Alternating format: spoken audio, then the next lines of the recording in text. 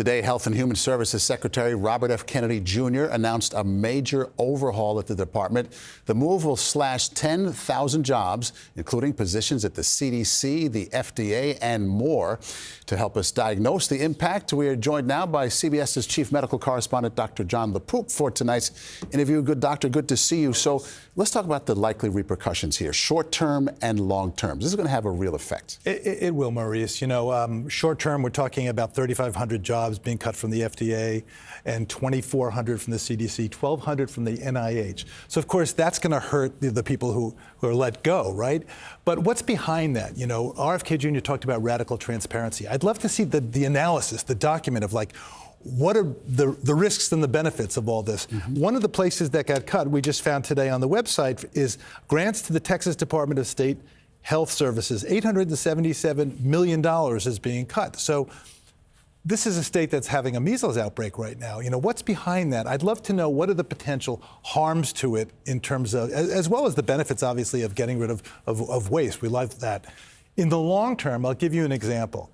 Today, I did a deep dive into something that happened in 1970 when scientists were doing basic research and they found something called a plasma cell, which makes antibodies, could be manipulated, fiddled around with to make lots and lots and lots of the same antibody, one type of antibody. They called it monoclonal antibodies. Rings a bell. That was 50 years before President Donald Trump came into an emergency room very, very sick with COVID, and his life was saved, or at least it was a big role in saving his life, by monoclonal antibodies. Now, if he had rolled in there and somebody said, ooh, you know what we need? We need something that'll sop up the COVID virus and get rid of it. Well, it's too late. You need decades of research. And I do worry, and so do my colleagues, about 10, 20, 30 years from now, the research that hasn't been done now. Right.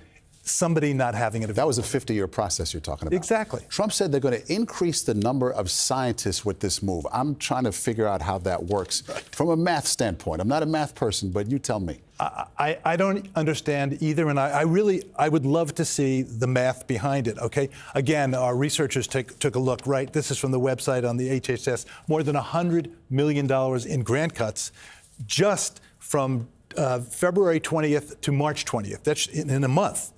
So if you're going to cut the money being given to scientists, scientists need to be paid money.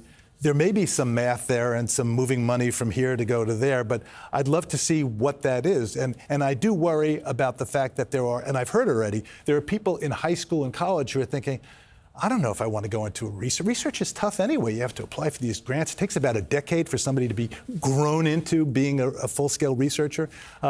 Maybe they'll go into some other fields. So the brain drain there is a real risk also. What about preserving core functions? The White House says that's what we're going to do. We're not going to hurt the core functions here of the Health and Human Services, agency. What does that sound like to you? It sounds like, they are saying that we're making cuts in redundancy. So, and that's fine. There probably is some administrative redundancy. We're going to cut administrators. We're going to cut HR departments. But what's behind that? Again, I love to do, Maurice, the deep dive, right? When I do the deep dive, it doesn't want to be into an empty pool because then I break my neck. Yeah. So I would love to see the data. Show me the data. You want some water or at least a net, right? Yeah. What are your colleagues saying? Final thought here. What are they saying about all this? I think they're concerned. There's evidence and there's belief. And when they don't square, when they don't match, you can either change the belief, that's called science, or you can cherry pick or change the evidence.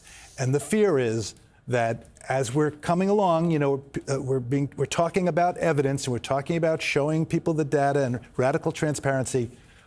Let's see it. Let's really see it and see how people think.